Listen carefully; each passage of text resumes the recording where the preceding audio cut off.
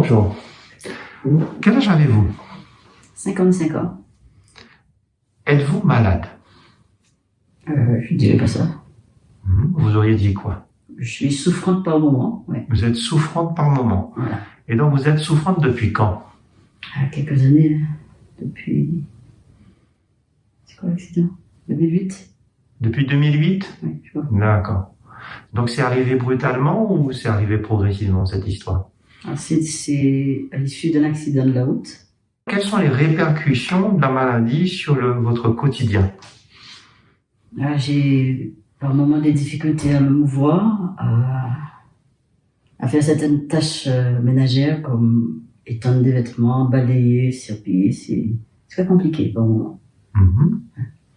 Je peux les faire, mais après j'ai du mal à récupérer. Ouais. Parce que ça entraîne aussi de la fatigue, en plus de la douleur.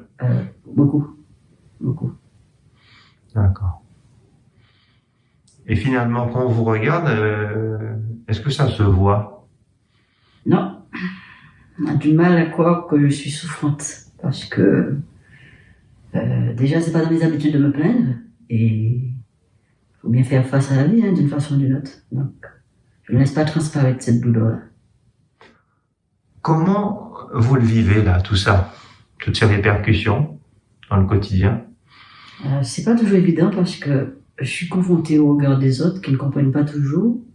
Surtout quand on me voit bien, effectivement. Mais...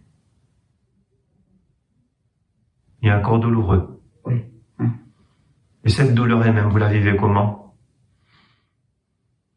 Je dirais que pour l'instant, j'arrive à la gérer, mais auparavant, c'était très compliqué. Vous faisiez corps avec elle? J'étais bien obligée, hein. Et qu'est-ce qui fait qu'aujourd'hui vous n'êtes pas obligé? Puisque vous dites j'étais bien obligé. Parce que avec le fait d'être venue ici, au centre antidouleur, j'ai appris à...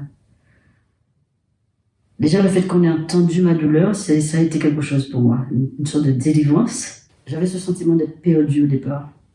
Mais petit à petit, j'ai compris que c'était pas une fin en soi, donc je pouvais, avec les moyens mis à ma disposition, je pouvais gérer ça différemment. Donc pour vous, la douleur, c'est pas une fatalité? Non. Qu'est-ce qui vous permet de dire ça? C'est pas une fatalité quand elle est prise en compte, quand on l'entend. Mais je dirais que c'est une fatalité quand on est laissé pour compte, quand ceux qui vous regardent ne l'aperçoivent pas, oui. D'accord. D'après vous, qu'est-ce qui a rendu difficile la prise en charge de votre douleur au départ? Je dirais que c'est le fait qu'elle n'a jamais été, avant de venir ici, ma douleur n'a pas été perçue, elle n'a pas été entendue. Donc, on me faisait toujours comprendre que je faisais du cinéma, que je faisais semblant d'être malade. En fait, malheureusement, on est malade aux yeux des autres quand on est en chaise roulante, quand on est avec une canne, avec une mini-aventure qu'on voit.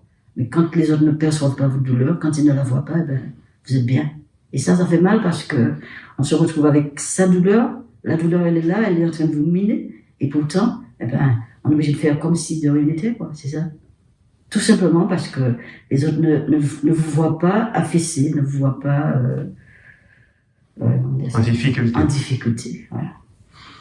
D'accord.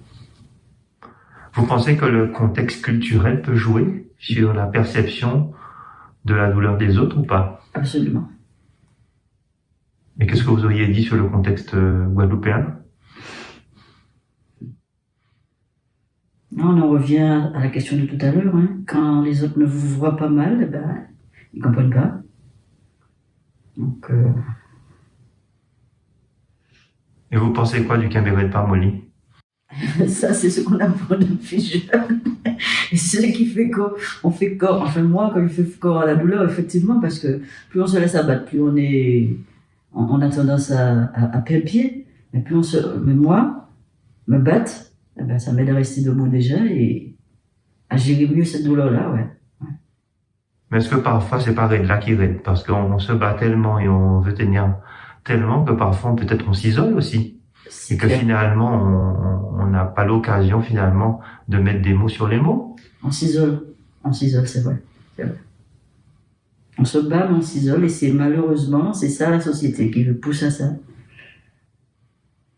Ouais. Je vous remercie pour l'interview. Plaisir.